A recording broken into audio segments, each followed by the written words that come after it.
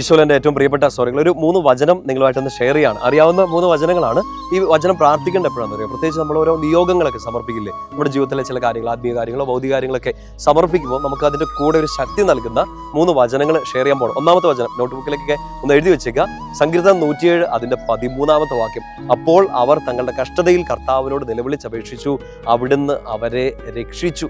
അവരുടെ സഹനങ്ങളിൽ നിന്ന്, ഞെരുക്കങ്ങളിൽ നിന്ന്, വേദനകളിൽ നിന്ന്, സങ്കടങ്ങളിൽ നിന്നെല്ലാം അവരെ രക്ഷിച്ചു. സങ്കീർത്തനം 107 13 അതൊന്ന് വായിച്ച് പ്രാർത്ഥിച്ചേക്കണം കേട്ടോ. അതൊരു ഉറപ്പായിട്ട് ഹൃദയത്തിലേക്ക് ഏറ്റെടുത്തുകൊണ്ട് പ്രാർത്ഥിക്കണം. നമ്മുടെ ഞെരുക്കങ്ങളിൽ, നമ്മുടെ സഹനങ്ങളിൽ, നമ്മുടെ വേദനകളിൽ കർത്താവ് നമ്മളെ രക്ഷിക്കും. 107 സങ്കീർത്തനം 13-ാമത്തെ വാക്യം. രണ്ടാമത്തെ ഒരു വചനം നന്നായിട്ട് അറിയാവുന്ന ഒരു വചനമാണ്. പുറപ്പാട് പുസ്തകത്തിലെ 33-ാമത്തെ അധ്യായത്തിൽ 17-ാമത്തെ വാക്യം. മോശയോട് കർത്താവ് പറയുന്നുണ്ട്, നീ ആവശ്യപ്പെട്ട ഈ കാര്യവും നിനക്ക് ഞാൻ സാധിച്ചു തരും.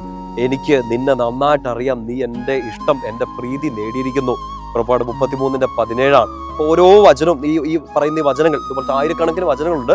നിങ്ങൾ ഓരോ പ്രാർത്ഥന സമർപ്പിക്കുമ്പോൾ, നിയോഗങ്ങൾ സമർപ്പിക്കുമ്പോൾ ഈ വിശ്വാസം ഉള്ളിലുണ്ടാകണം.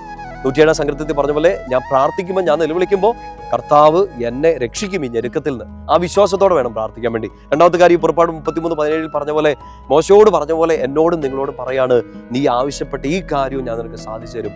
എനിക്ക് നിന്നെ നന്നായി അറിയാം, നീ എൻ്റെ പ്രീതി നേടിയിരിക്കുന്നു. അപ്പോൾ നമ്മൾ ഈശോയുടെ ഇഷ്ടം നിറവേറ്റി ഈശോയുടെ നല്ല മക്കളായിട്ട് ജീവിക്കുമ്പോൾ ഈശോ പറയാണ്, നീ ചോദിക്കുന്ന ഈ കാര്യം ഞാൻ നിനക്ക് തരും. അതൊരു ഉറപ്പ്.